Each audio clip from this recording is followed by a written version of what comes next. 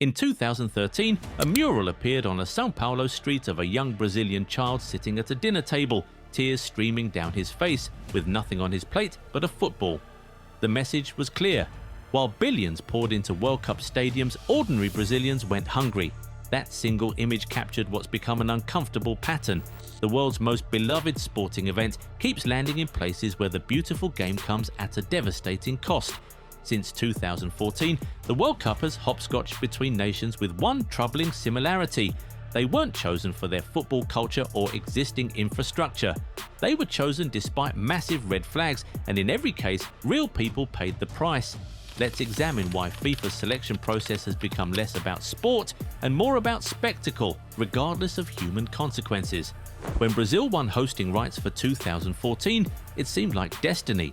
This was the spiritual home of football, a nation where the game runs through the national bloodstream. But reality proved far more complex. The Brazilian government committed billions to new stadiums and infrastructure, and that's where things fell apart. While 12 stadiums rose across the country, hospitals remained overcrowded and schools crumbled.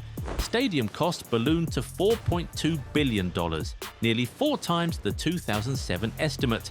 Overall spending hit $11.5 billion, much of it taxpayer money that critics argued should have funded social services. Former footballer turned politician Romário called it the biggest theft in history.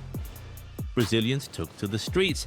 The demonstrations grew so intense that FIFA President Sepp Blatter and President Dilma Rousseff were booed during the opening ceremony.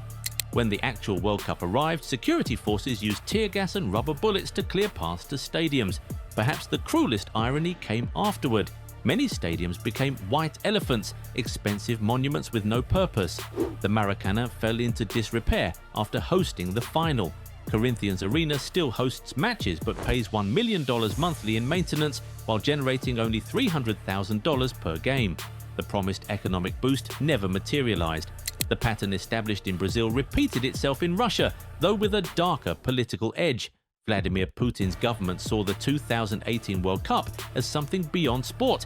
It was a chance to rehabilitate Russia's image on the global stage.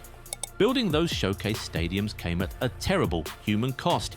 According to Building Workers International, at least 21 construction workers died during World Cup preparations, with most fatalities resulting from falls or heavy equipment accidents. Human Rights Watch documented systematic exploitation of migrant workers, unpaid wages, dangerous conditions, and work in temperatures as low as -25 degrees Celsius without proper protection. One particularly disturbing revelation involved North Korean workers at St. Petersburg Stadium, essentially forced laborers whose wages went directly back to Pyongyang's regime. Russia also instructed police not to release negative information during the tournament, essentially censoring reality to maintain appearances. Then came Qatar 2022, which brought all these issues into sharper focus than ever before. The tiny Gulf nation had virtually no football infrastructure when it won hosting rights, requiring a complete construction boom powered by migrant workers under the kafala sponsorship system. This system gave employers enormous control over workers' lives, creating conditions ripe for exploitation. The human toll remains disputed but undeniably tragic. Qatar's World Cup chief Hassan Al-Thawadi admitted in a 2022 interview that between 400 and 500 workers died on projects connected to the tournament. However, investigations by The Guardian and human rights organizations paint an even grimmer picture. Qatar's own national statistics show 15,021 non-nationals died between 2010 and 2019, though without clear breakdowns of causes. The Guardian reported over 6,500 workers from 5 South Asian countries died during Qatar's World Cup preparations, with many death certificates simply listing cardiac arrest or natural causes for young, previously healthy men who'd passed medical screenings. The extreme heat that forced FIFA to move the tournament from summer to November to December wasn't just an inconvenience, it was a killer. Workers labored in temperatures exceeding 45 degrees Celsius, and research published in the Cardiology Journal found strong correlations between heat stress and cardiovascular deaths among young Nepali workers. The schedule shift disrupted football leagues worldwide, but it revealed something more fundamental.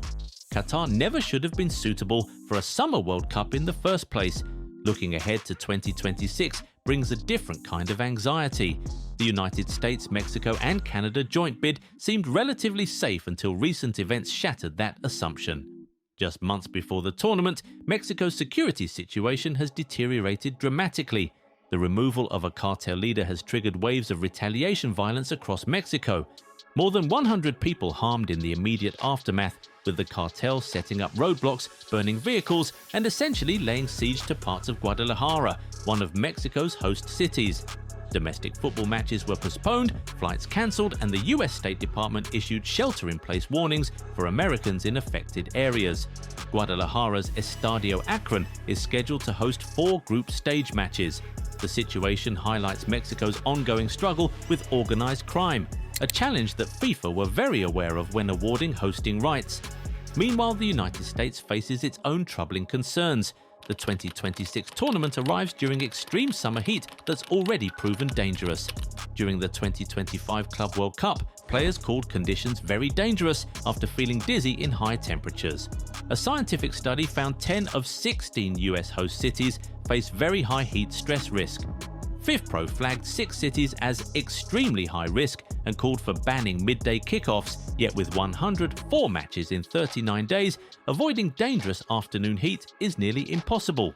Immigration restrictions add another layer of complexity. The administration's travel bans affect over 30 countries, including 4 qualified teams. Thousands of ticket holders have cancelled plans.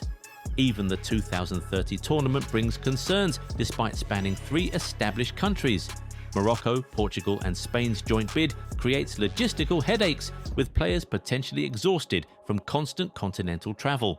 But human rights organizations have flagged deeper issues. Reports note that Morocco criminalizes some relationships, restricts freedom of expression, and has weak protections for women and migrant workers. All 3 nations have documented problems with excessive police force at football matches, and workplace injury rates in Spain and Portugal exceed EU averages. Housing affordability represents another crisis. Portugal and Spain already face severe shortages of affordable accommodation, and the World Cup influx could increase displacement through short-term rental conversions and rising costs. Morocco's massive construction plans, including a 115,000 capacity stadium near Casablanca, raise concerns about forced evictions similar to those seen in Brazil. So why does this keep happening? The answer comes down to FIFA's priorities. Host selection increasingly favors countries offering economic incentives, political influence, and expansion into new markets, often at the expense of human rights or social welfare. Money and global reach weigh heavier than ethical considerations. FIFA introduced human rights criteria after the Russia and Qatar controversies, but enforcement remains inconsistent, and the organization often awards tournaments to single unchallenged bids, eliminating competitive pressure for reform. The consequences consistently fall on ordinary people. Host nations face displacement, debt burdens, increased surveillance, and sometimes tragedy. Workers die building stadiums, families lose homes, public funds that could improve education or healthcare instead finance structures that sit empty after the final whistle. Meanwhile, FIFA generates billions in revenue while claiming it cannot be held responsible for the commercial and industrial practices of host nations. The World Cup should be football's greatest celebration. Instead, it's become a case study in how commercial interests can override ethical concerns. The beautiful game deserves better. More importantly, the people who build it, host it, and live with its consequences deserve far more than an empty promise that things will be different next time.